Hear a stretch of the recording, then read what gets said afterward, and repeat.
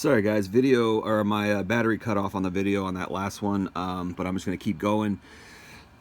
So I was talking about how happy wife, happy life kind of deal, which is very interesting coming from Tucker, who's a married man. I don't know how long he's been married, but it's also, if you look at Tucker, like, he's an amiable person, he's a nice guy, right? So women want to settle down with a nice guy later in life.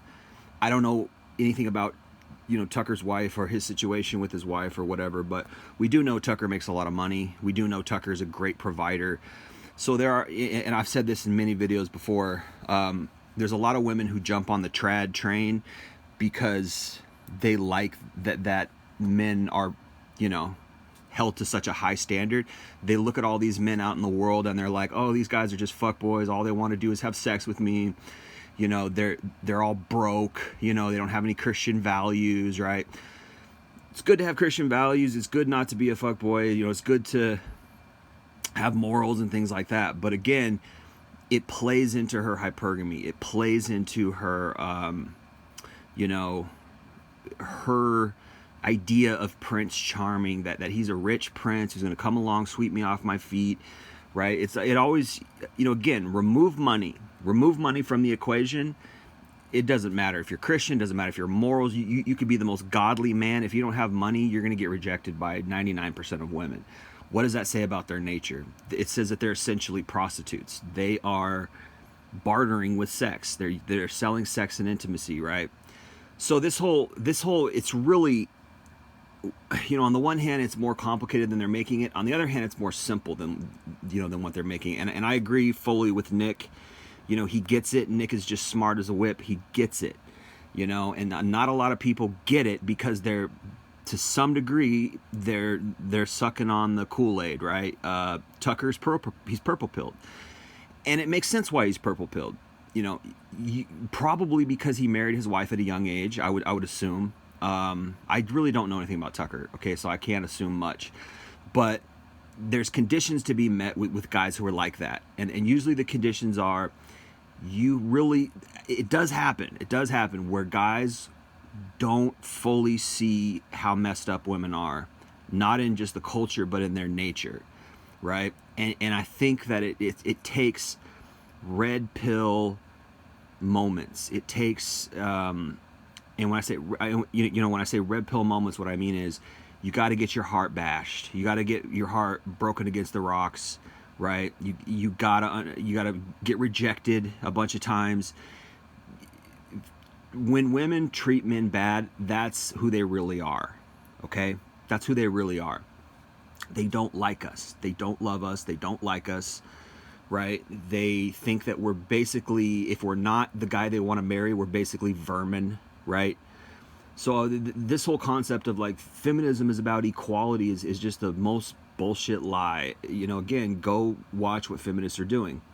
Go watch how they treat men. Watch how women treat men. Pay attention to the things women are saying about men. Oh, he ain't shit. Oh, he's got to make money. Oh, he's a loser. Da, da, da. All this stuff. That's who they really are. That's who women really are. And don't be like, oh, that's just liberal women. No, that's in the church. That's in the church. They're not as vocal about it. They're not as brash, and they're a little more quiet about it because they gotta be, because Jesus says don't point the finger, don't judge, don't. So they've got some rules there that they gotta follow. But that's how they feel. How do you know? Because again, hypergamy doesn't discriminate. It's in the church just like it's in the world, right? So I'm going to play this, and this again, this woman, her name is Far From Eden. She's a little clueless too, but I'm going to play this, and then we'll just kind of break it down as I go. And especially with Christians, I've noticed this. This is why Andrew Tate has so much appeal, and the Christians are kind of losing this conversation. Andrew Tate's a Muslim polygamist who is very chauvinistic, and you could even argue it as someone who has ran an OnlyFans site himself. Yeah, Andrew Tate is not a role model. Sorry, guys, he's not a role model. He's not a moral man. He can pretend to be a Muslim all he wants. He's not a moral man, obviously. It's the same people who jump on board with Donald Trump. It's like the guy's obviously a con man. I talked with this about some talked with this about this subject with someone, and they were saying, I think it was about Andrew Tate or something like that. And then I brought up Trump too. I was like, Trump and Andrew Tate are really similar. And he's like, yeah, that's a good point. And he said that basically it's because people don't have life experiences, so they can't see through bullshit. And I'm like, that's a really good point.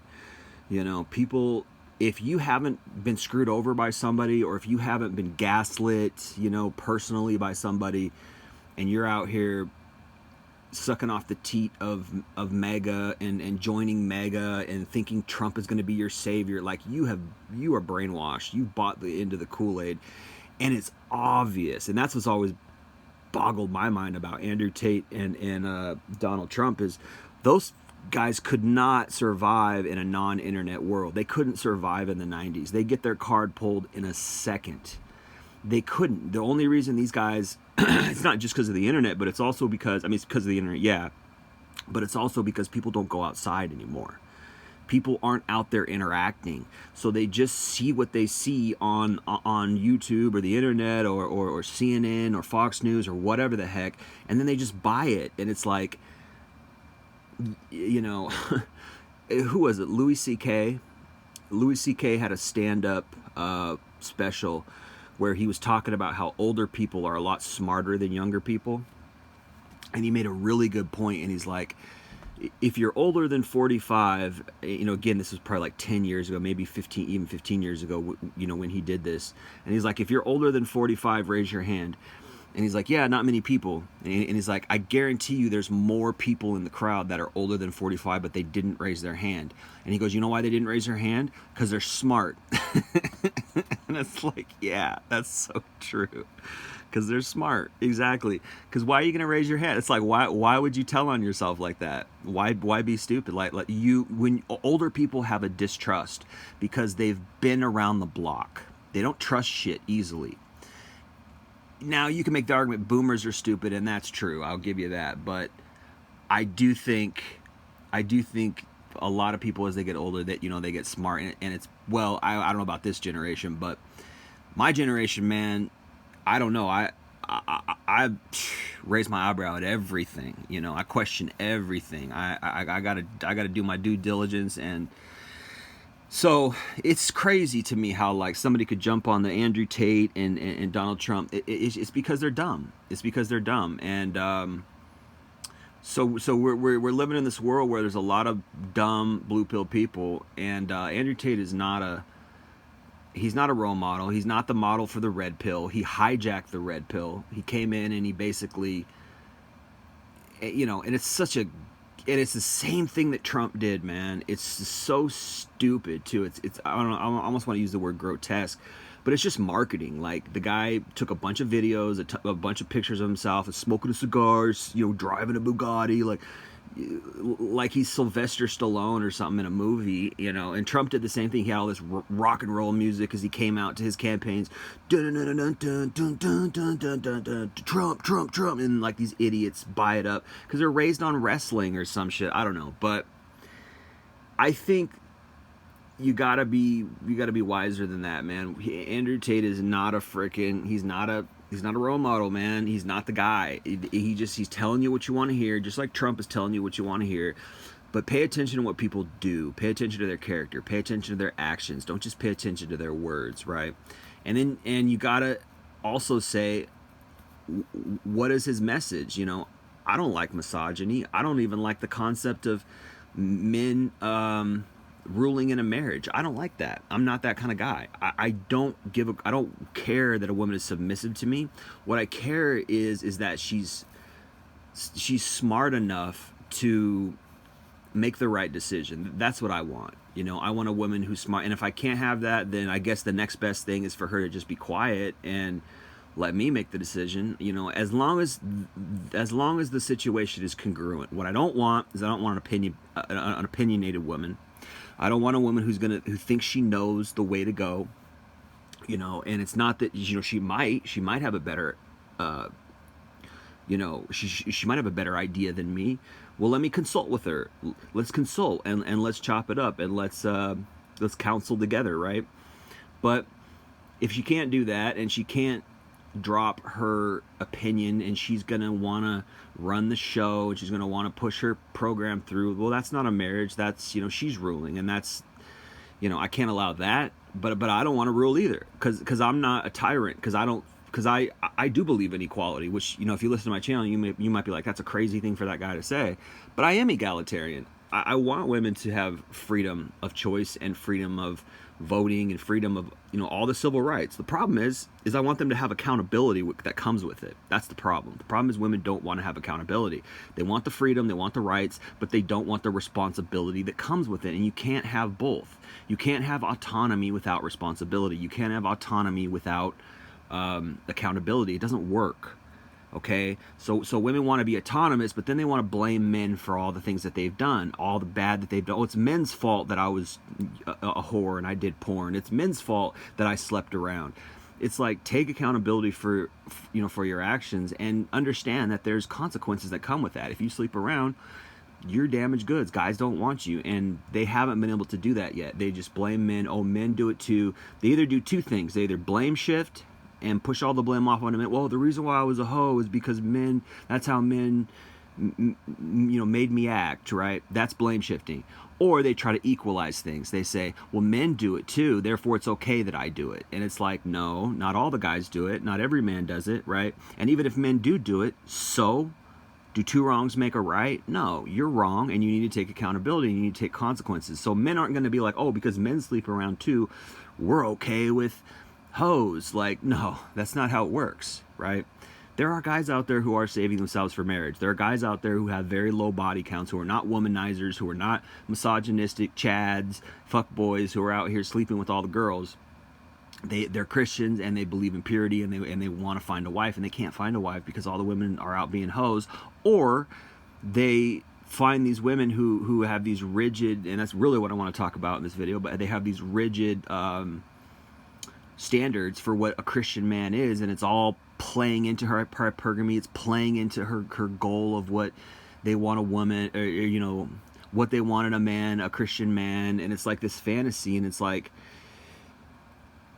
dude, you're screwed as a man. And this is why men are walking away, because we can't get even the most basic things of what we want checked off.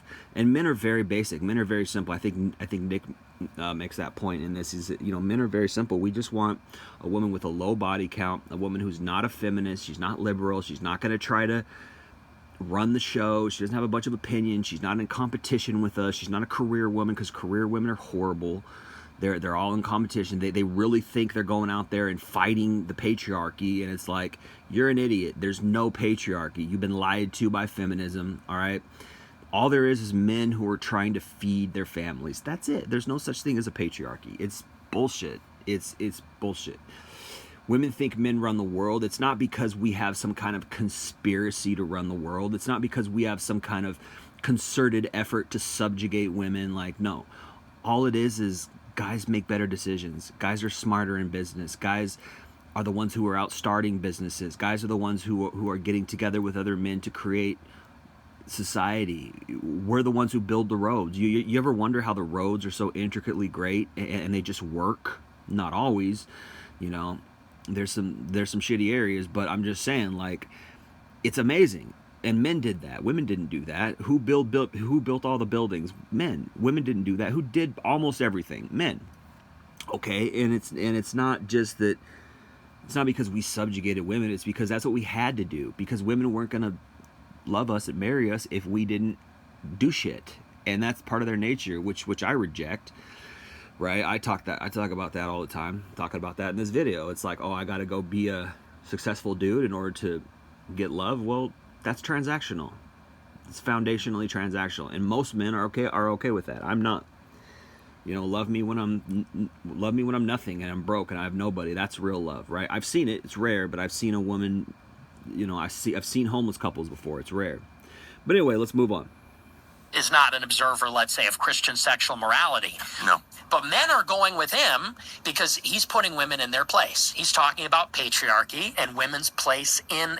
Yeah, he's just talking about how Andrew Tate came along at a time when there's so much feminism, and that's all there is to being successful. You got to come along at the right time and have the right product, and then you're successful. You know, if you look at businesses, that's how most businesses get super successful, is it's timing, come along at the right time. So Andrew Tate came along, and it's just the same.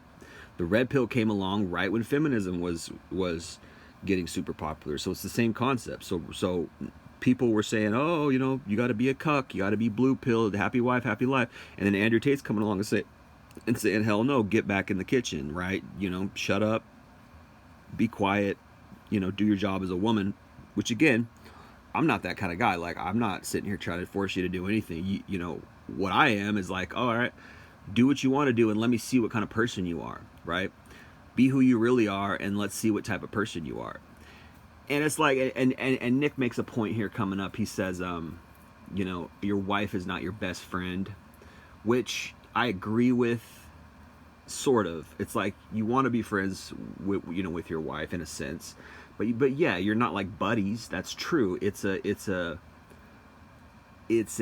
relationship. It's a romance. It should be. So it's different. It's deeper, and actually, because it's deeper, there should be more expectation than as if it was only a friendship. You know, there should be, you got my back way more than that, you know, than a friend would have my back.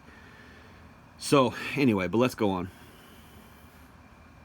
A society like that, whereas Christian men, Catholics, Protestants alike, are both kind of tone policing the men, and they worship their wives, they worship the women, put them on a pedestal.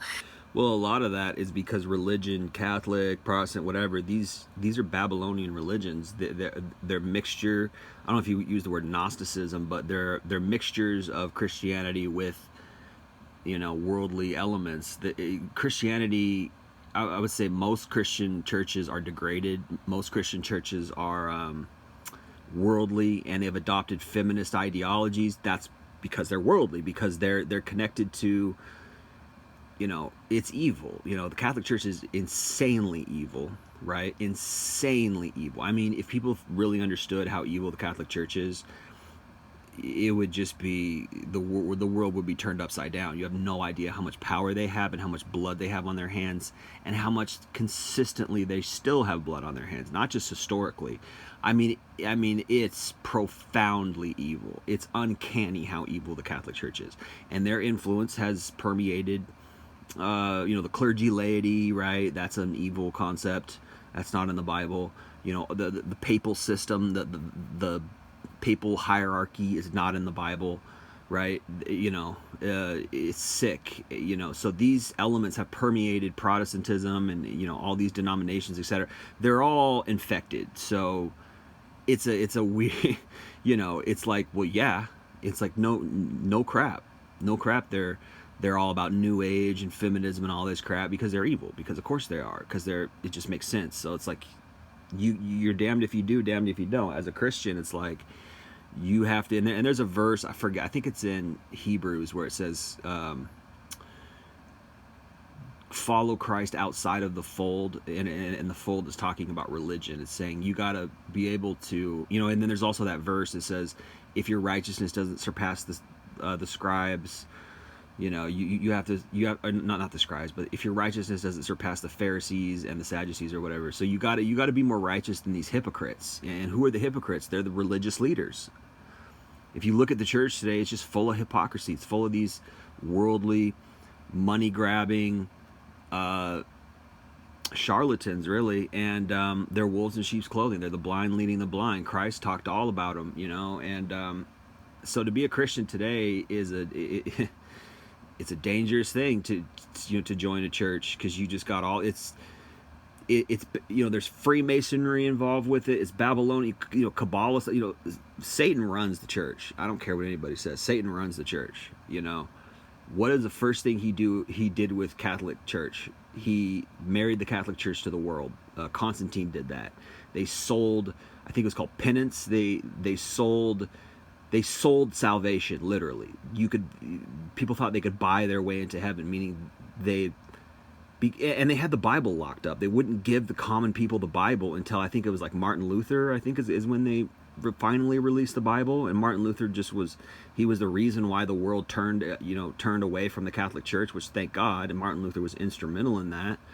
He changed the world. I think the Illuminati, not the Illuminati, but the Age of Enlightenment, which the Illuminati is part of that, but the Age of Enlightenment came about, I think, because of that, because of Martin Luther. I forget what year that was, but 1500, 1600, something like that. I don't know, but yeah, they call it the Dark Ages because the Bible was locked up. That's why it's called the Dark Ages. I mean, that's why it was the Dark Ages, because the common man wasn't allowed to have the Bible for a reason, because there's stuff in there that will really free your soul. You want to get your soul freed? You want to find real salvation? Read the Bible.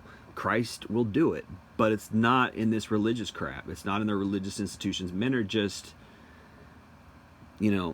families and men and people are so in the matrix and they don't even know it. They're so in the matrix and they don't even know it. They think by going to a church that somehow that's going to save their souls, and they're just being potty trained by Satan. They're just being babysat by Satan, and it's like, you got to be active, man. You got to be active in your Christian life. You got to really read the Bible and understand what it is. I'm not saying I'm freaking Arnold Schwarzenegger as a Christian, but I'm saying that I'll tell you, I'm a lot more free and I'm a lot more educated than your average churchgoer. I can tell you that. I'll run circles around these guys. They don't know what the heck they're doing. And they're caught, people are caught up in, there's a song, I always think of this song. It's a GZA song. He's a Wu-Tang member, GZA, GZA. He's got a album, I think it's called Pro Tools. He's got another, I don't think it's on this album though. I don't think it's on Pro Tools. It's on, I forget what the other one's called. But he's got this song, it's called Stay in Line. It's called Stay in Line. I'm not 100% sure if this is what he's talking about, but I think he's talking about like, just go be, just be simple, do the things you're supposed to do, walk, as a man, walk your walk in silence.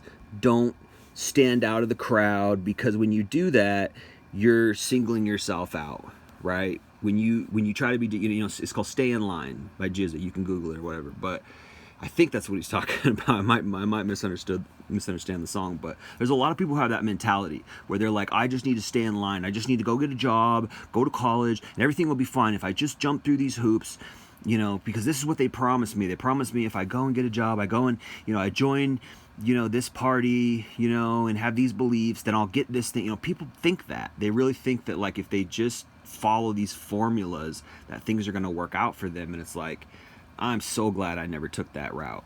And I might suffer from it, maybe, because there's a lot of blue pill people out here who are just jumping through the hoops. They're just ABC 1, 2, 3 people, and it's like, I can't live my life like that. First of all, I need to know. I'm just different. I don't know. I need to know the truth. I need to explore everything. I need to get to the bottom of everything. That's just who I am.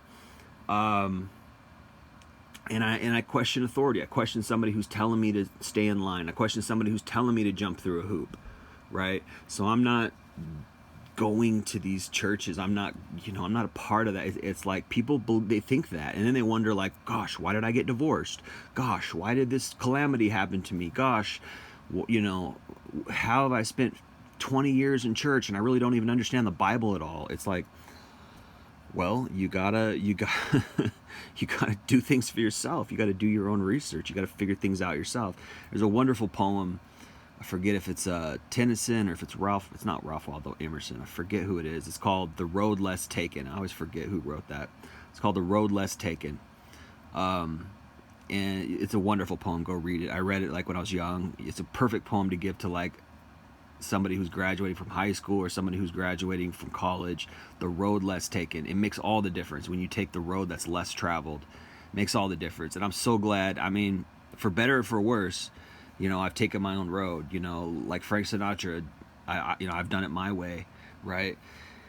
But I think a lot of the problem here is that people, particularly men, they think, oh gosh, if I just stay in line, if I just go work, if I just go to this church, if I just, vote this way, if I just do these things, I just do these simple things, stay in line, right? Stay in line, then everything will be all right. And I'll be taken care of because I'm doing the right thing. Many people think they're doing the right thing. I'm doing the right thing. It's like, that type of thinking doesn't even, I don't know if that type of thinking's ever gone into my mind. It's like, yes, you need to do the righteous thing. You need to choose right from wrong. You need to follow your conscience, walk by your conscience. Sure, we need to be righteous.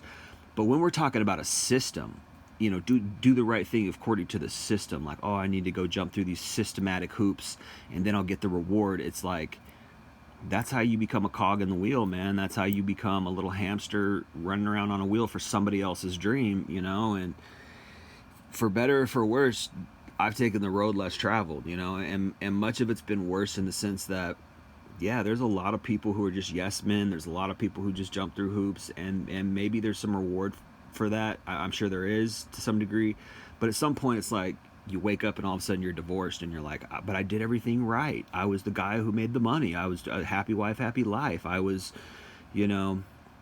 had my nice job. I was taking care of the kids, and all of a sudden she just felt like she didn't love me anymore. All of a sudden emotionally she said she's just been distant and I don't understand. And it's like, because you never took the red pill. You never really figured out and learned how women really are. And this is why many men are like waking up to the harsh and can't sit here and say I've never been blue pilled. Maybe I've taken the road less traveled, but I always figured, oh, I'll probably find some love somewhere. I'm sure there's some woman who will love me out there, and then you go and you date and you realize, oh shit, they're horrible. They got all these standards. They got all this messed up nature. They're duplicitous. They're liars. They throw us under the bus. They hate us. They're feminists. And feminism hates men. And you learn these things, and you're like, damn. And then you get your heart broken. You realize, gosh, I was so active for this one woman. I put all my effort into her. Because that's what women told us to do. Fawn all over us, happy wife, happy life. And it didn't work, and it just turned her off. The more I loved her, the less she loved me. And what's wrong with female nature? It's like, well, you're getting red pilled, and it's like, take our word for it or not. And they kind of get bossed around. They get henpecked by the women. I think we're required to love our wives.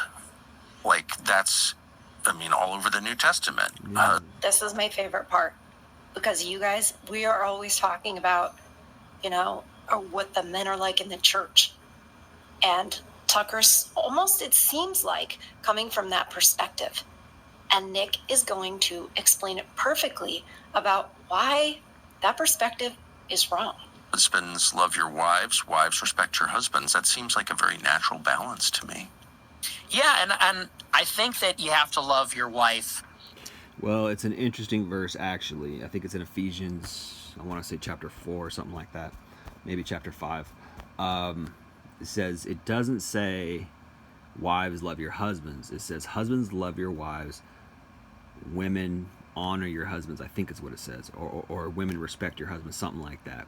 It's interesting that it doesn't say women, love your husbands. That's interesting. Someone brought it up that, Paul knew that women couldn't love men. Maybe. I don't know. I've been torn on that. It's not that women can't love men. It's just that a woman's love... And I maybe have said this before, that women can't love men, but I don't know if that's the full truth. I think that a woman's love is conditional. That's what I think. I think a man loves, for the most part, unconditionally. I think that men require very little.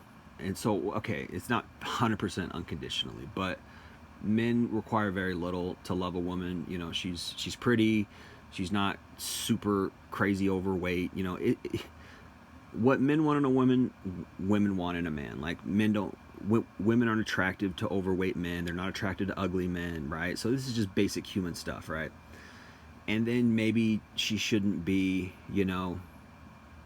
argumentative, or maybe she shouldn't be super opinionated, or maybe she shouldn't fight with us, or she shouldn't try to be in competition with us, right? Very basic. We don't require money from a woman. We don't require her to be successful. We don't require her to be tall, right? We don't require her to have abs or to have huge breasts or whatever. Men like boobs, but it's not a man will settle. A man will easily settle. If she's a decent, amiable woman, that's all men want. We just want a little bit of support. We're very, very simple.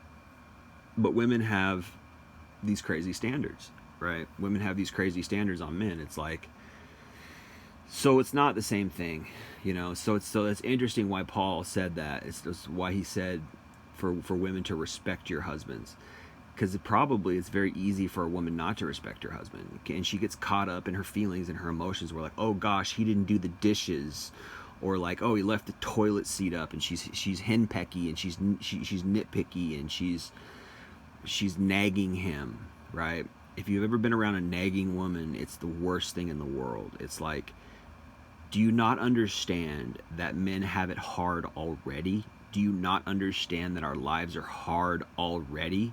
Do you not understand that we're stressed out because we have to make money? It's very basic, and women don't understand this. And it comes from privilege. It's privilege. They don't care. That's the truth. And I think if at any point that I make in this video, I would say the biggest one is that women don't care.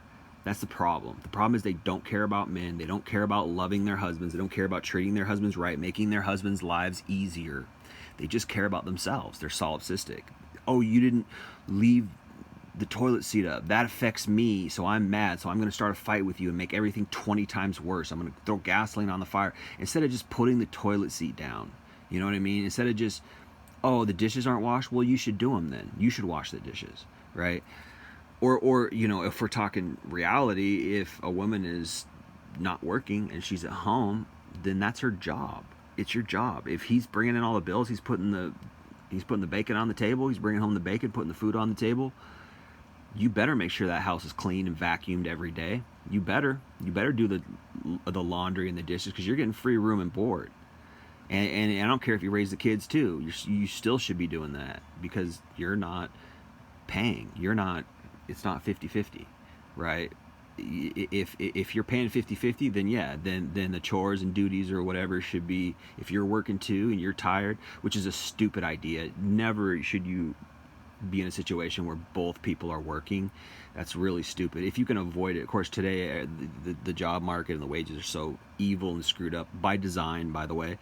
You know, a lot of people have to work, but if it's 50-50, then you have to split the bills, split the charges, you know, or split the charges, you know, split the duty of the chores is what I should say, right? You know, you need to vacuum and she needs to do the dishes, or she needs to do laundry while you vacuum and clean the toilet or whatever. Like, it should be 50-50 if it's 50-50. Everything should be 50-50 if it's 50-50. If you're splitting bills, if you're both working, then everything should be shared. But that's not ideal. What's ideal is that one person works, one person stays at home, and they had it right until feminism came along and said, oh, you can be men and join the workforce, which is a conspiracy. So that's all. You know, men are not complicated. We're simple, you know. Hold on a second. I got to kill this spider real quick.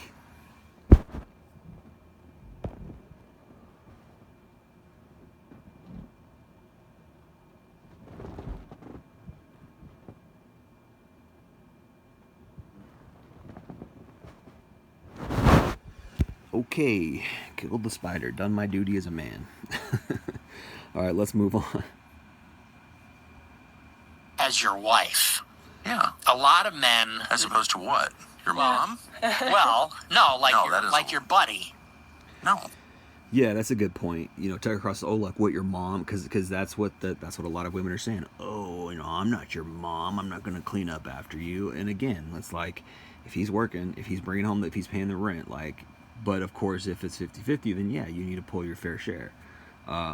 She's not your mom in the sense that, yeah, she shouldn't be coming around after you. But on the other hand, maybe she's a little bit anal retentive. You know, I've been around women like that. You know, maybe she's you know, you like it a little, you're fine with your home being a little more cluttery, and she wants it to be more clean. In that case, she shouldn't force you to do what's not naturally to you. And if she doesn't like it, then it's a bad fit and she needs to go somewhere else. But if she's got a problem with it, then she should clean it, you know.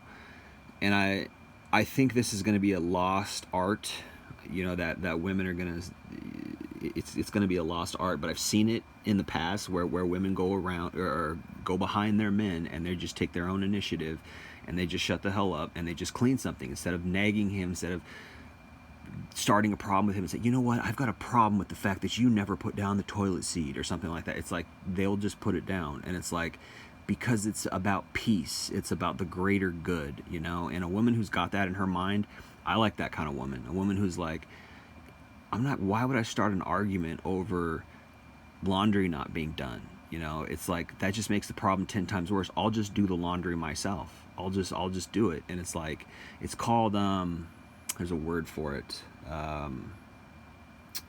Well, it's, you know, it's giving grace, but it's also, I can't remember it now, but there's a word for it. Yeah, anyway, but it's giving grace, you know. It's like, yeah, I'm not going to start an argument. I'm not going to, start any fights. I'm just going to do it myself, you know, because that's for the greater good of our home, because we're partners, because I'm his helpmeet and he's helping me. He loves me and I love him. And based on that, why would I start an argument? And it's like, women of today are so stupid. And I think it's by design. I honestly think it's by design. The reason why a lot of feminists out here are talking about like, oh, you know, men need to clean and this, that, and the third, it's because they're trying to, the people who are putting out feminism, the people who are implementing the evils of feminism are trying to put a schism. They're doing their best to brainwash women, and it's by design. It's social engineering, right? They're trying to get women to start fights with their man so there will be a divorce. They want a divorce. They want marriages to not work. And so they're implementing these things. Go pay attention. Trust me. Go pay attention to feminist sites. See what they're saying, because it's evil stuff. It's social engineering. They're trying to break up marriages. That's their goal. That's the goal of feminism, is to break up marriages and to implement eugenics, to put abortion in a positive light. That's what feminism is really about. Because I hear this all the time, and I hate this. Guys will say, I married my best friend. And I think, you know, she's your wife. She's not your best friend. Because there's a difference. What is the difference? I think that when you talk about your best friend, you're a peer. You're an equal. And I think your best friendships are with other men. And I think that your wife ultimately is subordinate to you. She's your helpmate. Yeah. And ultimately, as the man in the marriage. Yeah, that's not, I don't care about that. You know, I'm fine with a woman being my peer. I'm fine with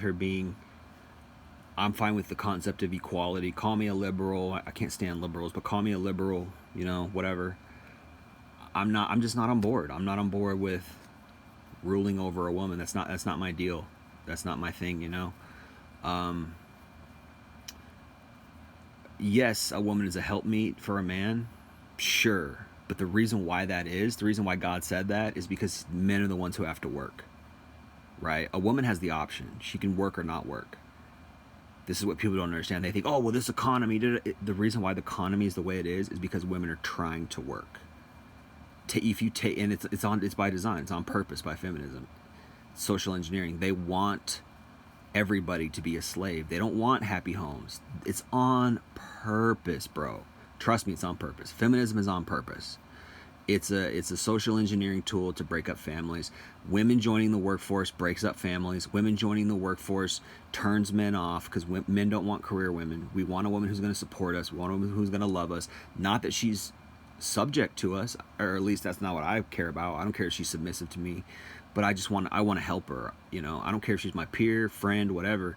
I want to help her. I want somebody who's not going to take away from my life, who's going to add to my life, help me, be calm, not fight me, not be in competition with me, not be all critical of me, and fuck all this happy wife, happy life stuff. Hell no. Happy wife, happy life. What does that do? It puts her on a pedestal. It puts her above you. That's why happy life, happy wife, happy life is bullshit, because it puts her above you. No, you're not out here doing all you do so you can impress her. It's about the family. That's what it's about. You're out here working hard so you can afford a family, not so you can afford a wife. That's where people get things twisted. Where people get it all twisted up, is they think, oh, I got to go out here and afford a wife. And it's true, you do, because that's female nature.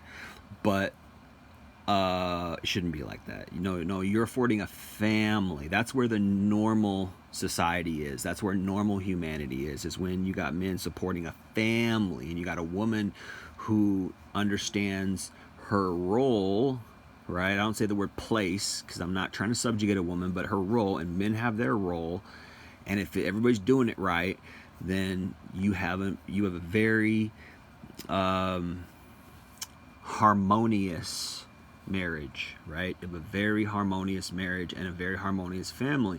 And I don't think we're seeing that much anymore. And the reason why is economic issues. The reason why is these social ideological issues like feminism. And then of course you got the culture. And then lastly, you have female nature, which is exasperated by these things, exasperated by the culture, exasperated by these ideologies, right? You got the evil porn culture, the evil promiscuous culture, degenerate liberal crap, right? Only goes downhill. But then you have feminism, which ruins women ideologically on an essential level, on a foundational level. They're being rocked. Because they're being told men are evil. Because they're being told masculinity is evil. They're being told they can do anything a man can do. And it's like, just shut the fuck up. Like, that's not the problem.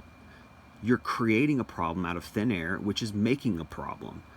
The problem is that life is hard already. The problem is we've got evil government. The problem is we've got corrupt government who doesn't pay us correct wages, right? We've got corrupt, work environments. We're getting paid a small fraction of what the CEO of the company is getting paid, and we're doing all the work. And you can call me a communist, whatever. I'm just talking about being fair. I'm just talking about righteousness, right? Why is the guy who started the company making 3,000 times more than the guy who's actually doing all the work in the company? It doesn't make any sense. And don't call me a communist because I'm not a communist. I don't support communism, right? It's a failed ideology. Frankly, it's a Jewish ideology, and its roots is Bolshevik, right? Karl Marx was a Jew. Obviously, he was a Freemason. If you go look at his pictures, he's doing the hidden hand in his coat, in his jacket, just like Darwin's doing the hidden hand. It's all evil Freemason shit, which is Satanism. Satan's behind it all, right?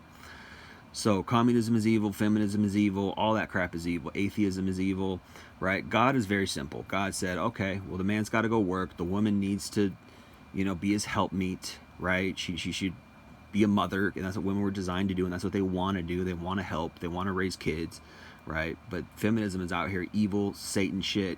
Oh, you can go be a man. Go do what a man does, and that's why the economy's fucked up. That's why everybody's got to work 2 jobs and they still can't afford rent, is because we have an evil government. That's the problem. That's why men need a helpmeet, right? Because there's an evil world out here, and we're just trying to survive. And it's a lot more simple than people make it. It's complicated in a way, but it's simple too. It's like, these are issues that are just basic. It's like, yeah, the economy's screwed up. We can't afford rent, right? And it makes it worse when women are out here trying to compete with men, and then now we got to compete with women too, so now we can't even get a helpmeet. Well, of course there's a loneliness epidemic. It just makes sense, right? All right, let's go on. Marriage, and as the father, you have authority, the final say over the household. Well, and she can give advice. It's not to say, I'm not a freak where you say, shut up, woman. I mean, of course, you discuss things with your wife and your wife gives input, but the authority rests with the man. Of course. But there's women who will try to jujitsu that as well, and so you're the man, you're supposed to be being the man, and it's just like, yeah, you're damned if you do, damned if you don't as a man. If you get married, you got all this pressure on you to provide. You got all this pressure on you to conform or to succeed, and you got to do it consistently for 50 years. And if you fall off once, she'll divorce you. If you lose your job, she'll divorce you. So there's all this pressure, and then we wonder why men die early and women live 10 years longer than men. We wonder why men have heart attacks at 50. It's like stress, man. That's why. Stress, because the weight of the world is on our back. And I don't blame men at all for walking away, at all. I don't blame them one iota for walking away, because that's not a system that's beneficial. That's not a system that's going to serve you as a man. You're serving her. You're serving her whims. You're serving her hypergamy. You're serving the world's standards and expectations of you, okay? You are out here building bricks for Pharaoh. You're in Egypt. Sorry, that's the Matrix.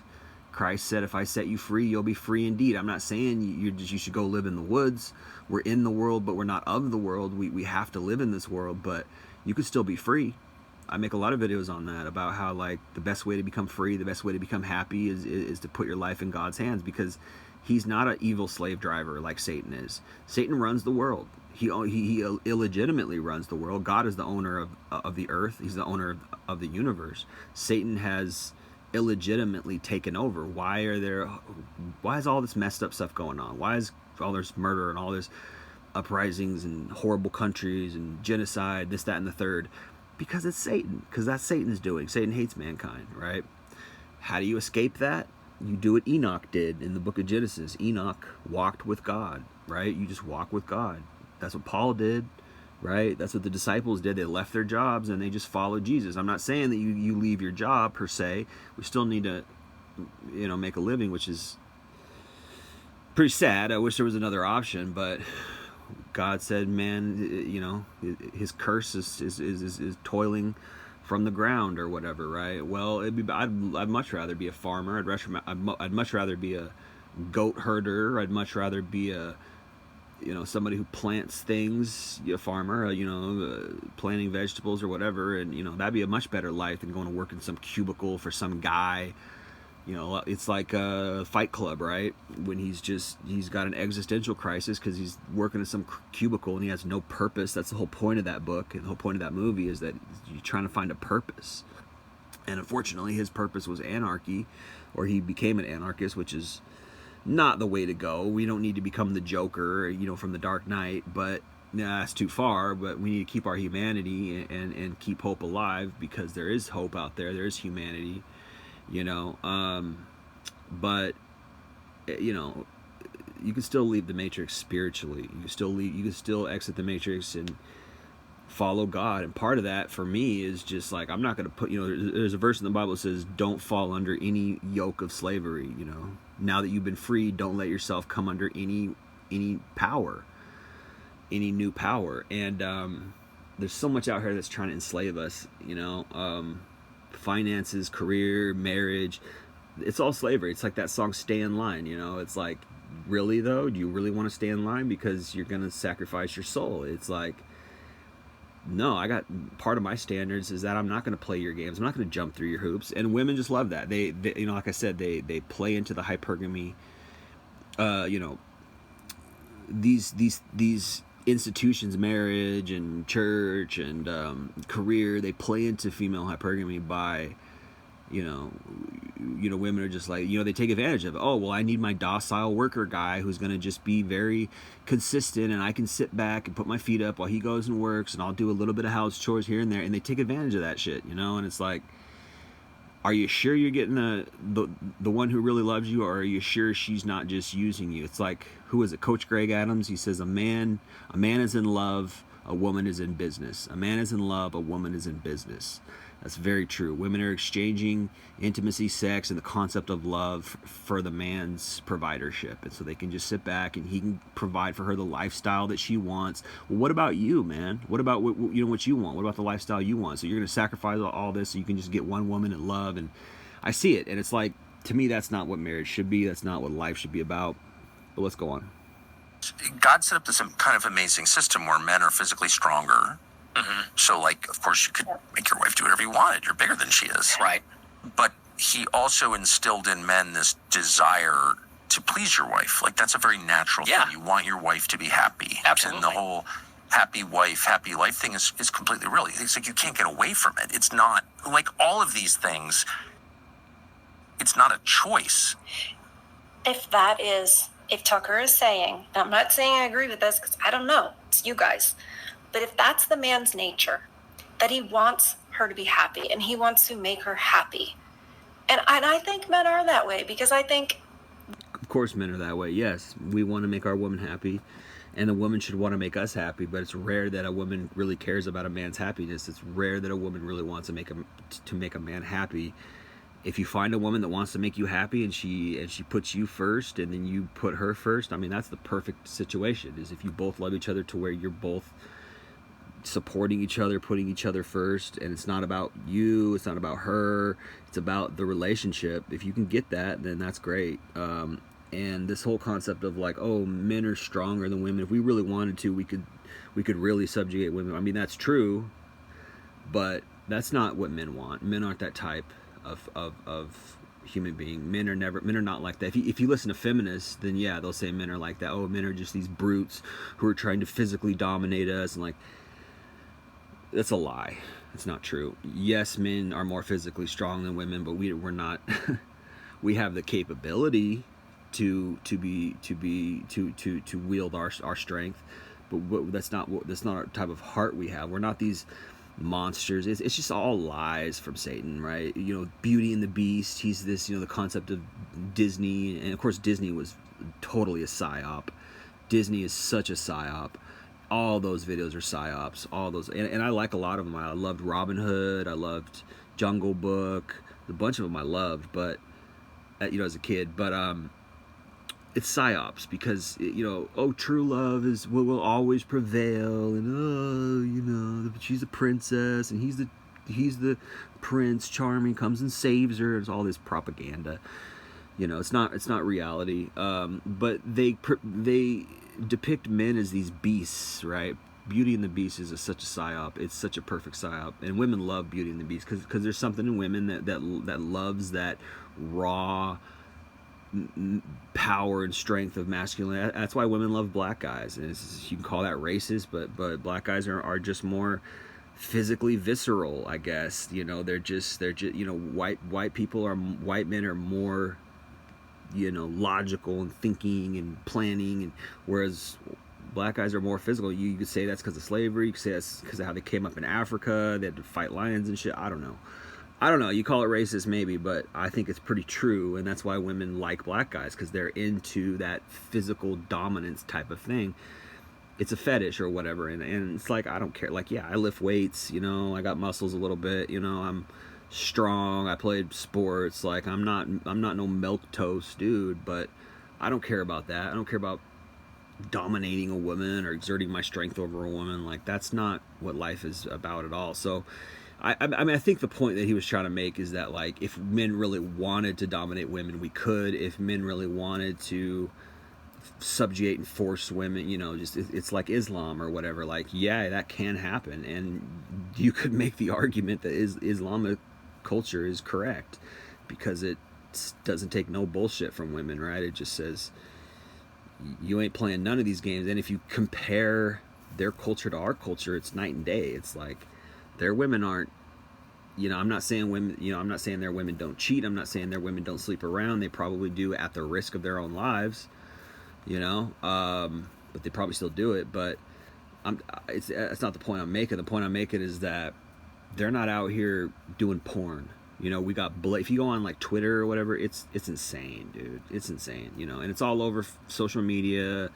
We've got a degenerate culture in America, and I believe at the core, the reason why Donald Trump is the president right now is because of that. Because we've got a degenerate culture that only cares about greed, immorality, sex. Now, I'm not saying it's everyone. There's good people, but I'm saying as a whole, our mainstream culture in America has really gone down the tube, you know. And Satan's done this. He's done this through the movies. He's done this through the music. He's done this through pop culture. We have a porn culture, man.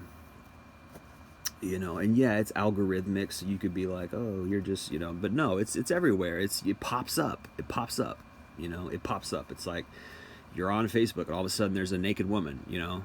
You're on Twitter, and all of a sudden there's naked advertisements everywhere. You're on, you know, you're watching a movie, and all of a sudden there's a sex scene. You're watching, you know, it's all of a sudden you thought you were watching a family movie with your kids, and there's all this sexual suggestion. It's like, that's Satan. He's out there. I mean, turn on the radio, man. Listen to any pop song, rap song, R&B. It's just disgusting. You know, that's Satan. That's evil. That's how you know there's evil in the world. It's crazy to me that people still don't think there's a devil. It's like, it's so obvious, dude. Oh, the wars and the genocide and the famines didn't convince you? Like, there's evil in the world. There's got to be a source of it. There's a source for everything. If there's a source of good, there's a source of evil. If there's a source of evil, there's a source of good. So the concept that, oh, there's no God and there's no devil is just stupid. It's illogical. It's childish. It's selfish. It's just not. You're not taking a look around, man. It should be an antiquated concept because of that. It's like, of course there's a devil, of course, because there's evil. It just common sense. That's a kindness in them.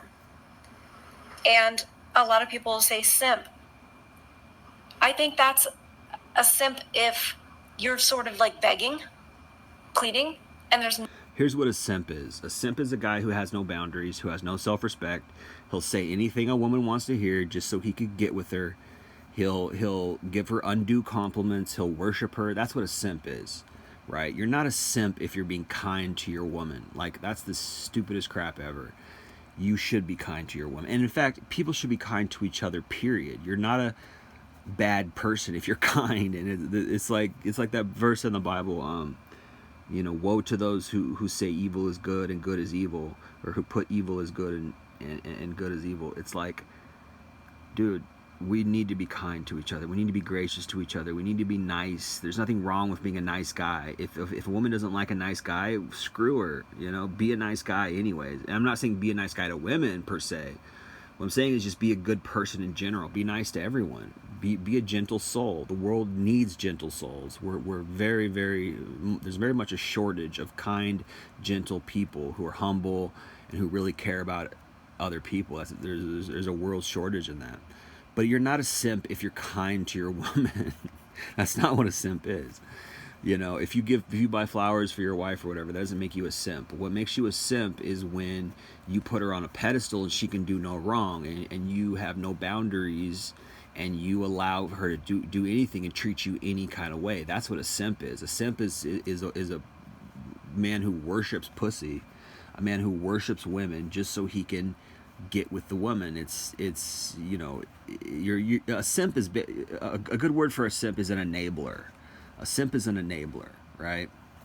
And they enable women. They give women their money. I mean, OnlyFans, they're all simps. Guys who are on OnlyFans, you're a simp. And there's this thing out here where men will do it. They'll hype a woman up. They'll hype her up so that she can become sexual. Oh, you're so gorgeous. You should be a model. You should do porn. It's like that kind of thing. It's like the reason why women are doing all that is because they get hyped up by simps. The simp will hype her up, and that's what I do. That's what I respect about Islam culture. Is there's none of that. There's none of that. And I think it's a counterfeit religion. I think Christianity is a real religion, but the problem is, or I think Christianity is the real reality. I think Islam is a psyop. I think there's information out there that it was written by the Catholic Church. Their whole crescent moon is an occult symbol. I think it's an occult religion in the sense that it's a book of war. The Quran is a book of war, just like the Talmud is evil. I think the Quran is evil. Sorry, it's just I know there's a ton of them, but it's just sorry, go read it. It's horrible, kill the infidel or whatever, It's the same with the Talmud. Like, and you could lie and say, oh, that you're misunderstanding the verse. It's like bullshit. No. It's an unrighteous religion. That's why Christianity is number one. It says turn the other cheek. Your morality needs to be high. To where you shouldn't even look at a woman and lust after her. I think Islam would respect that. But what I like about Islam is they don't play those games. They're not out here putting women on pedestals. And they go too far the other way too. They don't respect women at all, and that's. But I understand it. I guess I understand. It's because it's like, what is there to be respected? They're sleeping around. They're divorcing men. It's like if you want to make a case to join Islam, just show anybody American culture. It's funny because it's like anybody who's like moral or who doesn't like degeneracy, it makes sense why they would join. And become a Muslim, because they don't play those games. They're not playing the games that the American people are playing. We are putting our women on a pedestal. I love this analogy. One of my favorite movies. I think it's my top two favorite. I got three favorite movies. The first one's Seven Samurai. Second one is The Good, the Bad, and the Ugly. And the third one is The Last of the Mohicans. In that order. The Last of the Mohicans, 1994, 1992, I think it was released. I forget. I want to say 92. It's written or it's directed by Michael Mann. It's starring Daniel Day-Lewis. Such a badass movie. It's one of the greatest movies ever made. But in that movie, a guy named Wes Studi, he starred in a movie called Geronimo. He was a more well-known actor in the 90s, but he's an Indian guy. and he plays an Indian in that movie. And there's this scene where he's a scout, but he's really a spy, but he's a scout. And this British officer is like, "Hey, we need to stop and rest the troops, because the women are tired, And the guy goes, "Oh no, we need to stop up here," because he's trying to set an ambush for him because he's a spy. Because he's like, "Oh no, we need to stop up here," and the guy goes, "Did you hear me? I said let's." He said, "Did you understand what I said? Let's." The British officer, he's like, "Did you understand what I said? We need to stop the troop because the women are tired." And then Magua stops. His name is Magua in the movie, and he stops and he looks up to him and he says something in Indian, Huron, I think, Indian, that the guy can't understand. And he says, "Magua understands that the white man is a dog to his women. He would put down the knife to feed their laziness." I love it. One of my favorite quotes of all time. Magua understands that the white man is a dog to his women because he puts down the knife to feed their laziness. And that's such a profound statement. And it's so true. And that's what a simp is. And women out here are ruined and spoiled because of simps. And they think it's good. They're like, "Oh, men put us on a pedestal. That's good. That means I'm a queen and I'm doing something right." It's like, no, that makes you a narcissist. That means you're a horrible person, right? You're a narcissist. That's why you're put on a pedestal. That's why you've allowed yourself to be put on a pedestal. I wouldn't allow myself to be put on a pedestal because I know that my shit stinks. I know I'm a sinner. I know I'm not that great. I know I'm not that smart. I know I'm not that kind. I know I've sinned a lot. I've hurt a lot of people. I should say hurt a lot of people, but I've been angry. I've argued with people. Like, I'm not that good of a person, and I'm glad because it means I need God. Like, that's how I look at it. Is like, I'm frail, I'm weak, I'm a mortal man. I'm if you look at King David, he had all kinds of problems. He had, go read the Psalms, man. That's a deep dive into human nature. Don't listen to Jordan Peterson. He's a retard. Don't listen to Jordan Peterson. Go read the Psalms if you want to know what human life's all about. If you want to know what really is within the depths of humanity. It's despair, it's sin, it's crying out to God because you are so weak and you can't make it. Like, that's what being a human really is.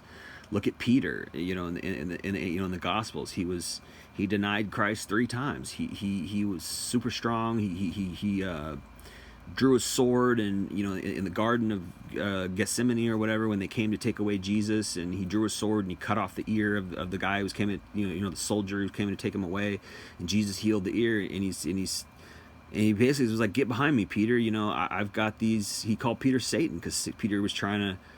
He said, "Get behind me, Satan." It wasn't in that instance. It was a different part. But Peter was this brash, bold guy who didn't understand anything. Who thought that Jesus came to be the king, the physical king. He didn't know that Jesus came to save all of humanity by dying on the cross. He didn't know that. Why didn't Christ explain it to him? I don't know. But anyway, I think he was trying to explain it to him. But maybe he tried or whatever. But Peter was just he was brash. And then after Christ died, he had no more confidence because the rabbi wasn't there anymore. The teacher wasn't there anymore. The guy who was working miracles wasn't there in the physical form. He became a spiritual form. People don't understand the Bible very well.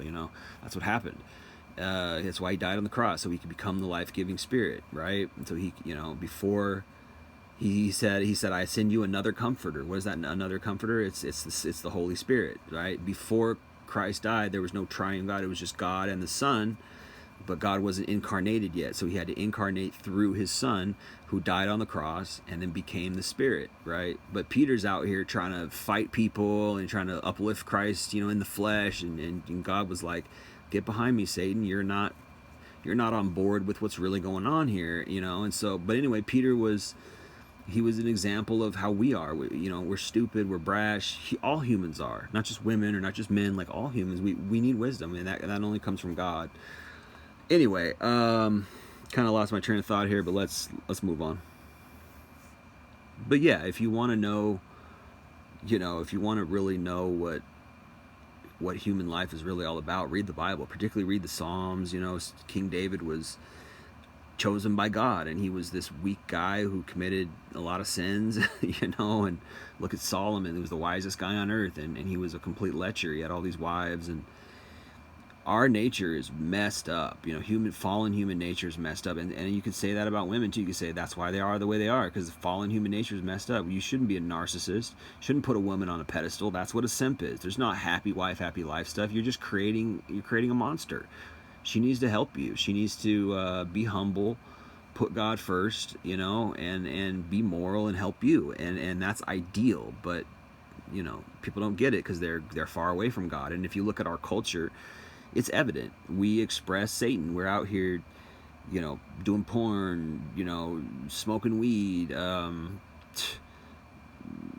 listening to rap music, dressing a certain way. We're not honoring God with any of that stuff. We're not a Christian nation, right? And you know, the Muslims have a point when they look at us and they say, look, you know, look at these dirty, immoral Americans. Like, America's this dirty, immoral place, because it is. Look at what we do. Look at the movies we put out. Look at our culture. You know, if you ever want to make a case why anybody should become a Muslim, just show them American culture. It's like, anybody who's moral is going to look at American culture and be like, what the hell is that? You know? So Nothing in return. You're like begging for someone to treat you well, to give you a glance. right, Shouldn't be that way. right. We need to step up. Exactly. Women need to take accountability and understand that, hey, you know, you're not these queens. You're not rulers. You know, and that's what women think. They think, oh, because I'm pretty and guys want to sleep with me, it gives them power. And it's like, first of all, that's fake. It's not real. You don't really have power. You're just, well, you do, but if all your power is in sex, if you get your power from your body, what are you? You're a prostitute. You're sexualizing yourself. You're objectifying yourself. You know. And if you're not loving a man, if you're not being honest and saying, hey, I need to take care of this guy, then you're not ready for marriage. And women are out here like raging and complaining and crying and saying, why can't I find love? It's like, because you're selfish. Because you don't know how to treat a man. You don't know how to love a man, right? You can't treat men like shit and then wonder why men don't like you. It's an exercise in futility. You know, the definition of insanity is doing the same thing over and over again, expecting different results. Like, you're treating men like shit and then you're expecting men to love you. It doesn't make any sense, right? You know, you can't be the queen ruler and think men are just gonna fall in line, and you know, it's like, it just doesn't make it. The math is not mathing. It doesn't add up. The math is not mathing on that. And begin to try to deserve a man's love and his caretaking. And a lot of women. She could have left it at love. I wouldn't say the caretaking, but yeah, if a man is paying for everything, then you better deserve that, and you better be god darn thankful, and the house better be spick and span, and you better not complain once, and you better love your man and do whatever, because if he's doing all that and you found a good man and he loves you, you better thank your lucky stars, because men ain't playing anymore. We're walking away from this bullshit, you know. And I like how she said deserve a man, because that's what it should be, you know. It's not that men, I wouldn't say men are the prize. I would say the working relationship is the prize, right? You both put in effort to where the thing works, and you have love, and it's not protectorship, providership. Although, hey, if you want to go down that road, fine.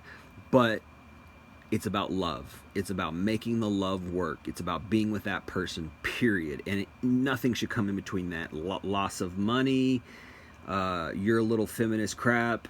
You know, if you're a feminist, you just kiss your marriage goodbye. Kiss your marriage goodbye. If you're a liberal, kiss your marriage goodbye. Like, it ain't working. You ain't gonna have a liberal. You ain't gonna be happy as a liberal. You ain't gonna be happy as a feminist. You're gonna have a miserable life. Kiss it all goodbye, first of all, right? But, you know, if you're a career woman, you're a complainer, you're this, like, you're never going to be happy. It's just not going to work, because it's too precise. You need to be precise when it comes to a relationship. It has to work for the sake of the relationship. Otherwise, it's just going to be this patched together thing that is you know, just clunking along, and technically it works, but it's not going smoothly. You know, you got all these problems.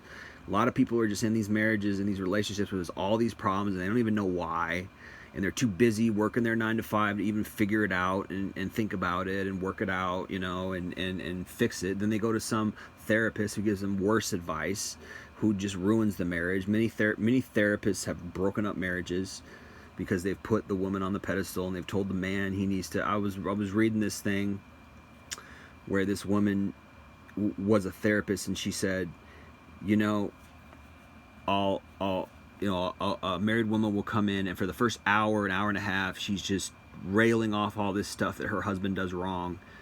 And then when I say, well, how do you help and support your husband, they just give me this blank look, and they don't know.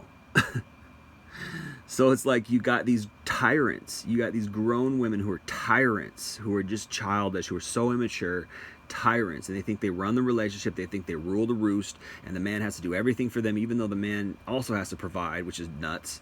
So not only does the man have to provide, he's got to know what you want before you want it. He's got to keep you emotionally taken care of, which is not his job, it's your job. Your job is to keep yourself emotionally healthy, and you should have your own self-esteem. It shouldn't be him that makes you happy. It shouldn't be him, you know. And then women will, particularly feminists, they have all this projection. They just project, and they're like, well, a woman is not your mother, you know. And it's like, yeah, well, a guy's not your therapist, you know. We're not supposed to be out here helping you emotionally, right? And it's projection, right? Well, we're not supposed to emotionally take care of you, we're not your mother. And it's like, stay single, man, for real. Stay single. Don't you know, don't make some poor man miserable, you know, with your feminist bullshit, you know, because it takes a lot more than that. Again, if you're a feminist, kiss your relationship goodbye. It's not going to work. Sooner or later, it's not going to work. It might last 5 years, might last 10 years. You're going to get that divorce, because sooner or later you're going to be too insufferable, or you're going to have a problem with him and you're going to divorce him. It's like, that's why, guys, if she's a feminist, if she's a liberal, run for the hills. Run. Throw something, make a noise somewhere else, make a distraction, and run the other way, for real, because, you know, you're setting yourself up for a lot of harm, a lot of hardship, a lot of horrible, if you marry a woman like that. Don't realize, it's insane that they don't realize it, that you guys are bigger than and stronger than we are. It's just natural. Again, that doesn't matter. It shouldn't even come into the conversation. Most men have no desire to physically dominate a woman, and we shouldn't, and you shouldn't. It shouldn't, you know, if anything, it's just to protect her. If anything, it's just that's the real reason why men are physically dominant, is so they can protect their wife, and so they can protect their children from attackers, or from whoever, from a animal attack or something. It's like, you should take care of yourself physically, to where strong, and be strong to where you can fend off an attack from something that might harm you physically. That's why men are stronger. Period. You know, and that's why men are not attracted to physical strength in a woman, is because that's our job. Like, we're supposed to be, you know, so it's not about, so this whole concept of, oh, you know, men can physically dominate women, it's neither here nor there. It doesn't matter. We're not supposed to do that. We shouldn't do that. So don't even talk about it. And so, yeah, that's the proof. And it doesn't come into a marriage either. It doesn't come into a relationship. A man being physically dominant has nothing to do with a relationship, because a relationship is about love. It's about spirituality. It's about shared moments. It's about helping each other. It's about, you know, caring and living this hard life, through this hard life with somebody. That's what marriage is about. It has nothing to do with physical dominance, so it shouldn't even be talked about. Of the nature of man, because if you wanted to, you could make this like Iran. You could make.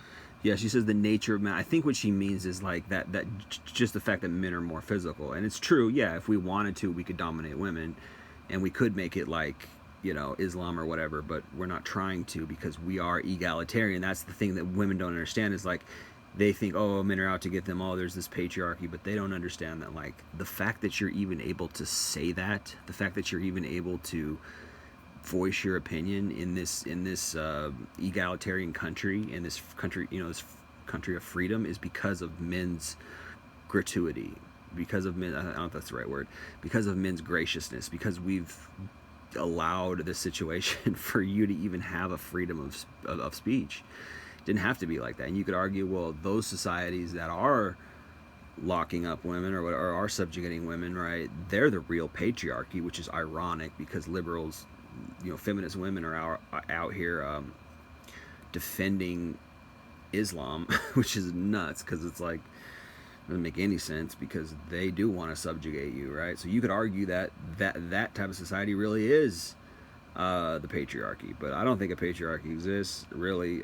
I don't think their concept of a patriarchy exists because the goal isn't just to subjugate women. The goal is to have the best society. The goal is to have the best families, and I think and it's not that I agree with Islam, because no, I agree with freedom. Everybody has to have a freedom of choice, so I don't agree with Islam in that sense, but it makes a lot of sense, right? They don't have the problems that we have. They don't have the divorce problems that we have. They don't have the infidelity problems that we have.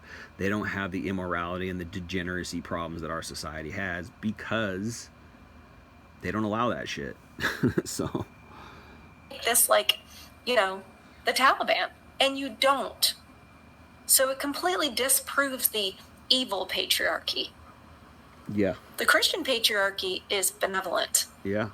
and excellent for society. History shows that. Well, I don't know if I'd call it the Christian patriarchy. I don't even know if that's not in the Bible. There are patriarchs, quote unquote, in the Bible, like Abraham, Isaac, Jacob, whatever. I think they're called patriarchs, but I wouldn't even. There's just guys who are trying to escape the matrix, man. That's all. There's just guys who are trying to get closer to God. That's all the Bible is. It's not. It ain't no institution. Any institution is not of God. Any idea, what is it? Anity. They call anities Christianity. That's not of God. Any institution that has man's fingerprints all over it is not of God. What did Abraham do? He left the matrix. Abraham is the original Neo. He's the original red pill guy. What did he do? He was in Ur of Chaldees, which is ancient Babylon, which is modern day Iraq, and that was when ancient Babylon was the powerhouse country, or the powerhouse nation. It was the powerful nation at that time. It was the America of that time, the United States of that time, and he left it. He totally left. God called him out of it. God said, come out of this place and follow me into the wilderness, just like he did with the children of Israel. Jacob, Israel was Jacob. God changed his name. Abraham, Isaac, and Jacob, and Jacob became Israel. God changed his name at the end of the book of Genesis. And the whole point there is to leave the matrix, to leave the satanic world. It's a chaotic, satanic world. That's the whole point of being a Christian. God says, come out of her, my people, right?